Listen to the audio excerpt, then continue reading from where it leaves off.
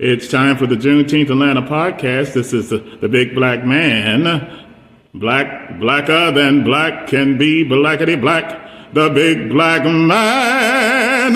Black people, it's time for the Juneteenth Atlanta podcast. I'm Arnold Penix, a.k.a. Gregory Harris, a.k.a. the big black man. And we're going to be talking about, in this show, the Juneteenth Atlanta fundraiser that's February 27th, Black History Month. We're also going to be talking about the different components that Juneteenth Atlanta Parade and Music Festival has been doing for the past 13 years. And we're going to meet some of the major players today on this podcast. And without further ado, please welcome to the Juneteenth Atlanta podcast, Sir CJ and Kojo. Put your hands together. Yeah, welcome, gentlemen. Welcome. You know, Sir CJ and Kojo. Sir CJ, you are the artistic director for the Juneteenth Atlanta Parade and Music Festival. Just tell us what you do when the groups get here. And the parade, ladies and gentlemen, is June 14th and 15th, 2025, and every year, Sir CJ pulls it together. So tell us how you do that. All right, y'all. Hey, how you doing? I'm Sir CJ Jocelyn.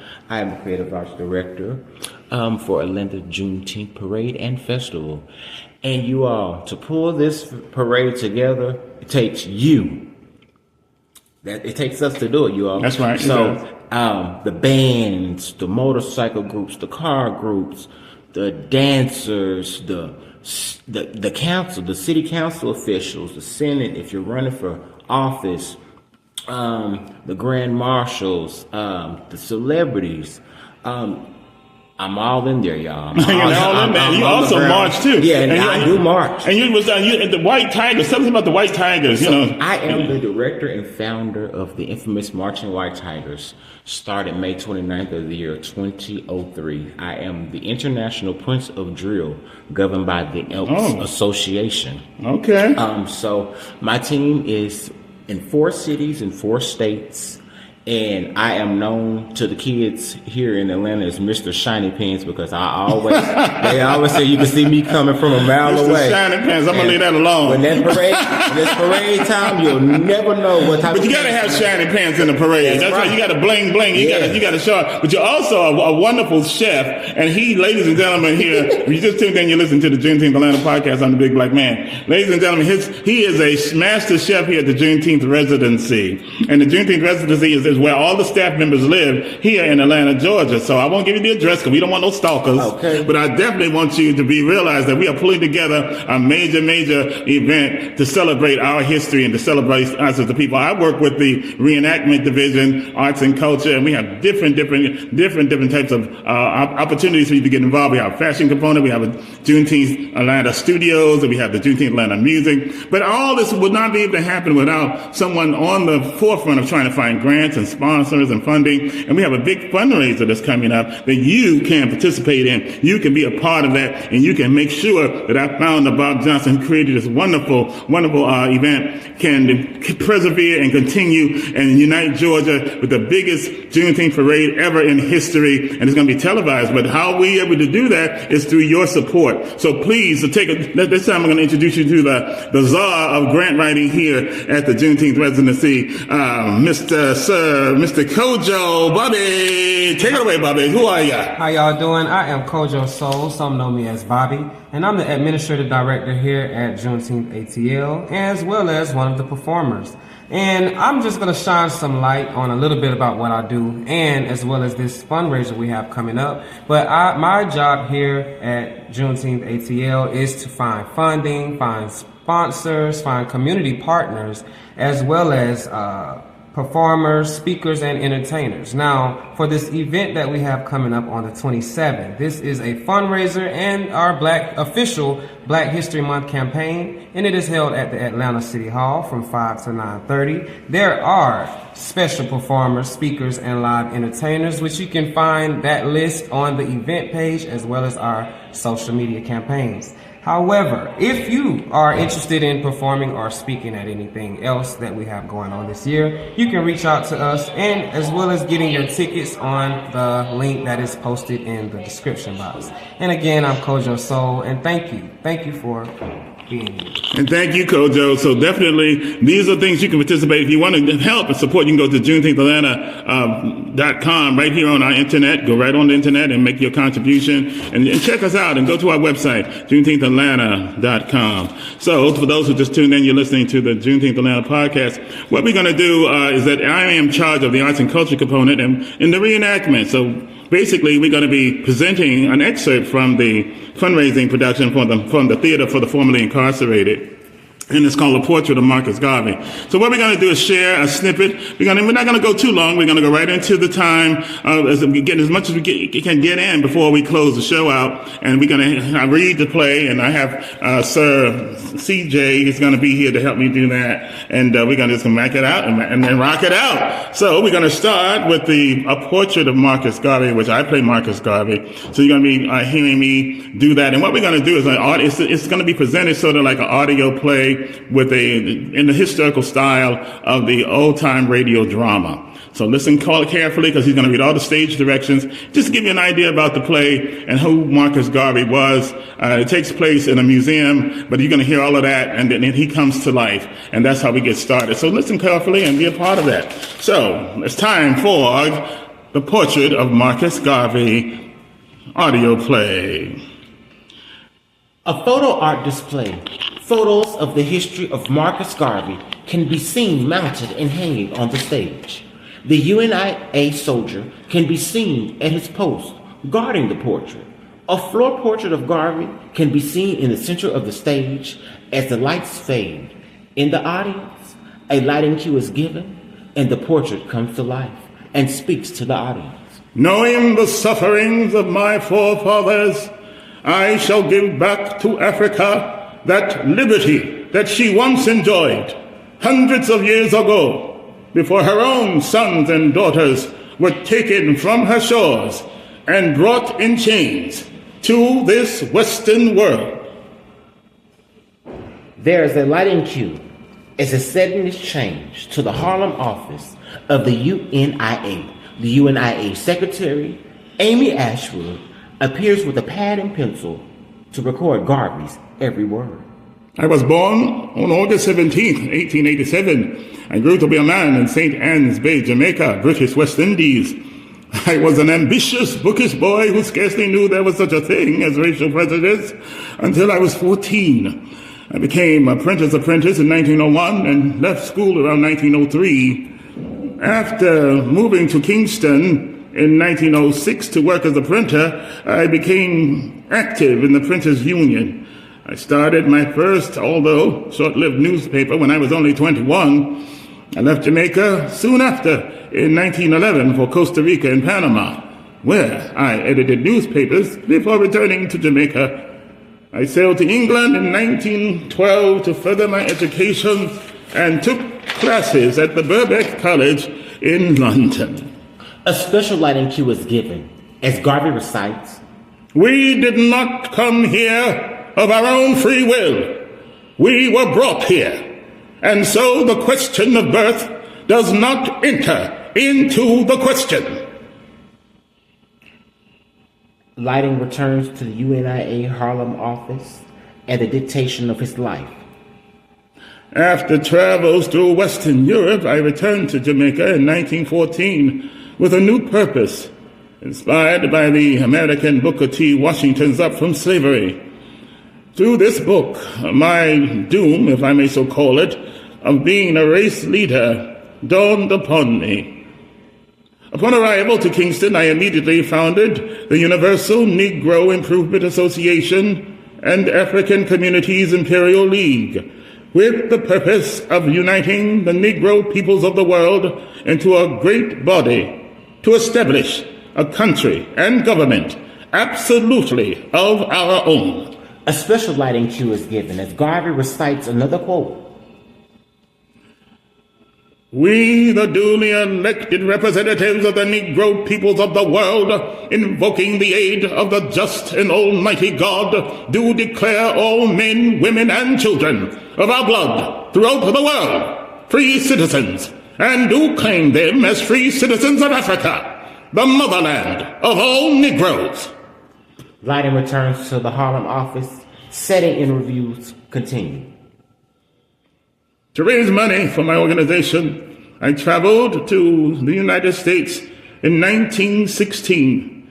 I had hoped to meet Booker T. Washington, whom I've had corresponded, but the elderly head of Tuskegee Institute died at the end of 1915. And that's what we're gonna move around a little bit with the play. We can't give you the whole thing, you know what I'm saying?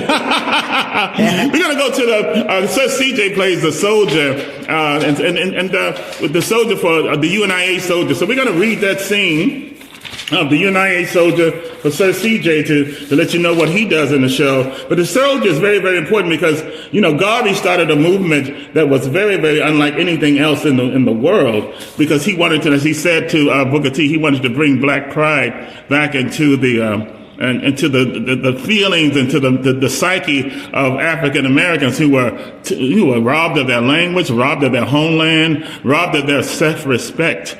And that's what the whole purpose of Juneteenth is about, us uniting and building the pride in our history and telling our story, not his story. So definitely, we're going to take this scene, and this scene takes place when the Universal Negro Improvement Association soldier leaves his post. And then, of course, there's consequences for that. And I'll read the role of Amy Garvey at the same as well. All right. So this is the progress. This is the process in the arts, and I'm excited about it. So this is the scene when he leaves his post. I'll read the stage directions, and then the soldier will come right in with his lines. UNIA soldier enters the scene to start the investigation of the attack. So whenever you're ready, CJ. Are you okay, General? I am fine, thanks to Amy. How could something like this happen? I've been in my post all day. I only left to relieve myself. You should have had another UNIA soldier to cover your post. You put the general's life in danger. You are just a woman. What right you have to speak to me in this tone? I have every right to speak to you as I please, to anyone who endangered this man. General, I will not be spoken to in this way. Amy speaks truth. She is a fine Black Cross nurse, with rights the same as you, my soldier. When did African woman become equal to an African man? This is not the custom in Africa. The custom in Africa is not the question. The question is that you left your post, which left me open for attack and loss of my own life. I'm in agreement, my general. The loss of your life will have been a major tragedy. Let us not lose focus on what has transpired with the betrayal of one of my own who tried to take my life, which is more disturbing to me than the debate of male and female equality. Let there be no misunderstanding that the African Queen is the backbone and foundation of the African nation. I am in fault. My general, I ask forgiveness. My queen, I shall return to my post and will let you know when I have a nature call. You don't have to tell me when you get a call from nature. Just don't leave your post without coverage. UNIA soldier exits as Amy and Garvey make eye contact. They laugh aloud as Amy hugs him around his neck. She catches herself and returns to her seat, continue her note-taking of his narration of his life. Okay, so that's what's happening. They're gonna hook up, y'all. They gonna hook up. They laugh, he gonna and everything. But of course, when there's conflict and discourse in any type of relationship, things are gonna happen, and you'll find out about that later on in the play. Mm-hmm. All right. So So that was great, CJ. So CJ, tell us.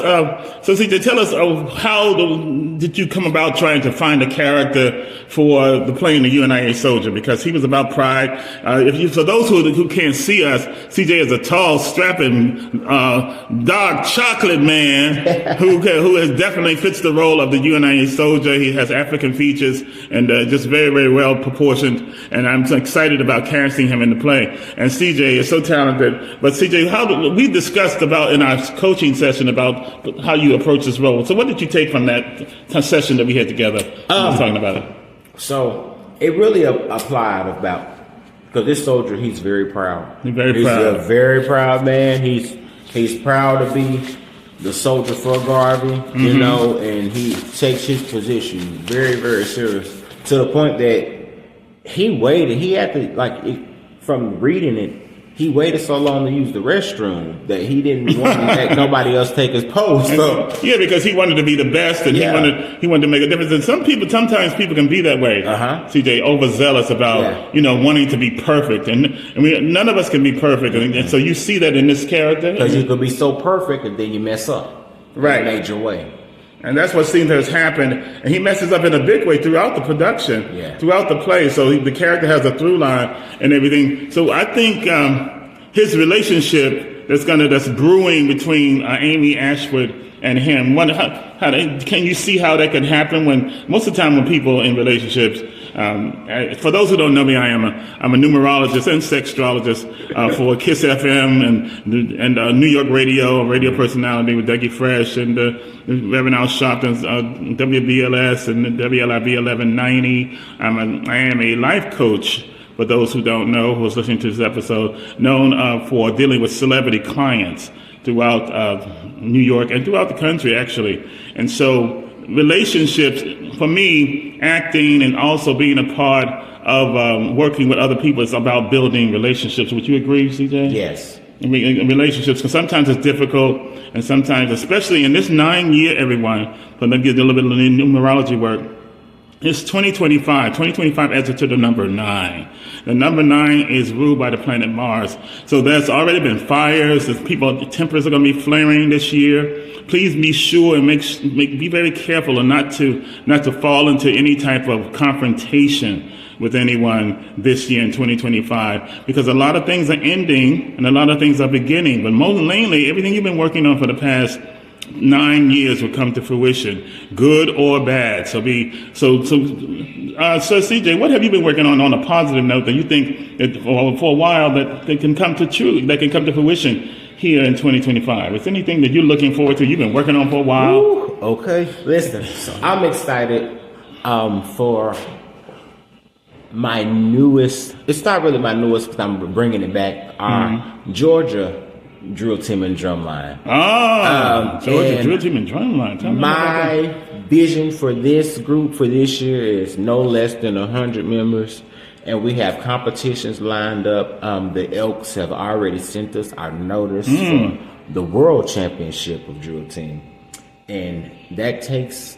You got to really be prominent. You have to have a history to be notified from the Elks. Oh wow, that sounds exciting. Yes, and that is like literally those. So that's your 9. You've been working on it for the past 9 years, and probably longer. Probably. Yes, I've been working in solitude. I've been working on it because there's a formula. Okay. When you do this, you don't want to play. It's nothing to play with because it's very serious. Having a live drum line is very different from the majorette dance because they dance to a track. So we dance to actual live drum line. I mean, those drummers can be anywhere from ages 5 to 50. 5 to 50. Yes, and that's live. That's the generation drummer. Not just that, you got dancers. I got drum majors, majorettes, palm line, twirlers, tumblers, all in one. It's a big old show. And that's going to come to fruition. And also I found that President Bob Johnson wants to get the bands involved. So tell us a bit about the vision. He wants to have a scholarship program for all the bands. We want a music scholarship program geared towards the youth that are pursuing a higher calling. Because college is not always a goal for everyone. It's not made for everyone. But there are also different avenues that you can take to pursue that same greatness. So let's not forget that portion. And the beat of the drum is very important for us as an African people, as the original people. The drum beat, that's how we spoke our language during times of slavery, through the drums. And also in Africa, you could send messages through the sound of the drums, like certain cadences. And I'm very excited about the fact that, our president and founder wants to reward the high school bands. Yes. Not just the high school, and the college community bands. Yeah, there's community because there's youth that are in the community that are not able to make the school bands. Okay. So that's the reason why I created this community version, because I know I work with different groups that know how to work with, these youth have certain that they're not able to pivot to in school. Because schools are not teaching everything these days, especially when it comes to the music. The music category nowadays in school is very, very, very narrow. Okay. So the community leaders such as myself, we go out and we just find the way to get these youth involved into a character building positive program that gets them motivated to go ahead and pursue a higher. And this is why we need your support on February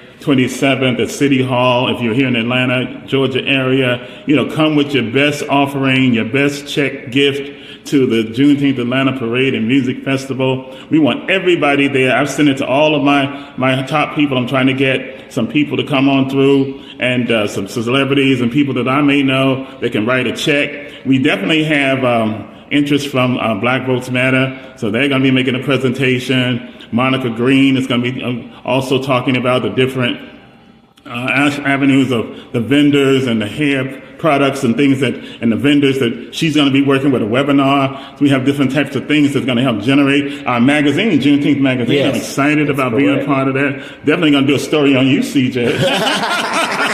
And so everyone who was involved of making, pulling together and uniting together, which is the Georgia United campaign of that situation. So I definitely want to read one more scene from the play with the soldier, which you see, Sir CJ, because this scene deals with the fact that, even though one person has built the movement, it's bigger than that one person. It is. It's bigger than that one person. So let's analyze that scene before we do it, because what people think, they start something and then they become very selfish. And during this time, Garvey's life, he was very, very paranoid, and he was about to be deported. Yes. And because he went through this whole stance of race mixing, which was dealing in the play that only fair-skinned black people were not black, and some of the blackest people I know are fair-skinned brothers and sisters. Okay, right. Because they know the pain of being of mixed race, and the blood being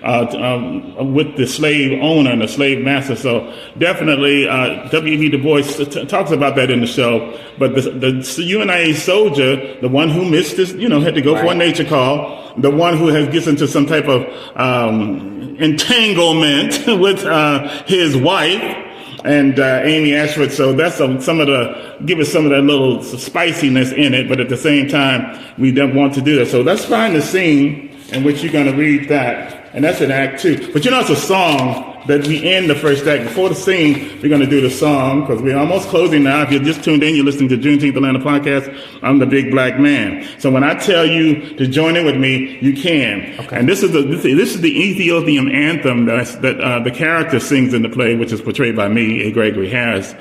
And after his wife leaves, and after they divorce and they separate, he goes into his true commitment of what he was all about, and that's about his commitment to Africa.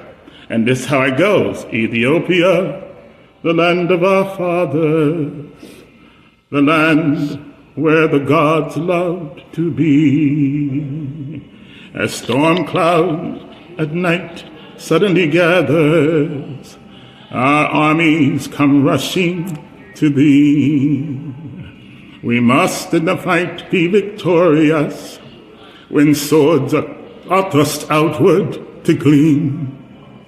For us will the victory be glorious when led by the red, the black, and the green. Advance, advance to victory. Let Africa be free. At rest to meet the foe with the might of the red, the black and the green. Ethiopia, the tyrant's falling, who smote thee upon thy knees, and thy children are lustily calling from over the distant seas. Jehovah, the Great One, has heard us, has noted our sighs and our tears. With his spirit of love, he has stirred us to be one through the coming years. Advance, advance to victory. Let Africa be free. Advance to meet the foe with the might of the red, the black, and the green. O Jehovah, thou God of the ages, grant unto our sons that lead the wisdom thou gave to thy sages when Israel was sore in need. Thy voice through the dim past has spoken. Ethiopia shall stretch forth her hand. By thee shall all fetters be broken, and heaven bless our dear fatherland.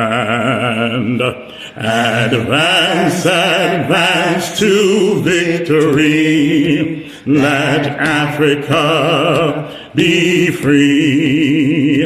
Advance to meet the foe with the might of the red, the black, and the green. Advance to meet the foe with the might of the red, the black, and the green. And that ends Act 1 for the play. And it's kind of like that's the anthem, and we move forward with that. So I'm excited. So some final words from you, Sir CJ. You know, we got a meal coming up. I know you do all the meals at the house. You had some gumbo. You call it the ghetto stew. Ghetto stew. And, you know, so we're a bunch of men here with a purpose here at the Juneteenth Atlanta compound, as they call it, or as the residency, with the more bougie way of saying it. But it's a compound. We're pulling together. And they say black men don't work together. So we are definitely working on to prove that theory wrong. We are coming together as men to show that we have strength in numbers to build, and that's what Juneteenth Atlanta is about. And it's all opened up. So we want Georgia to unite and be a part of our fundraiser. All roads lead to February 27th, 2025 at City Hall here in Atlanta, Georgia.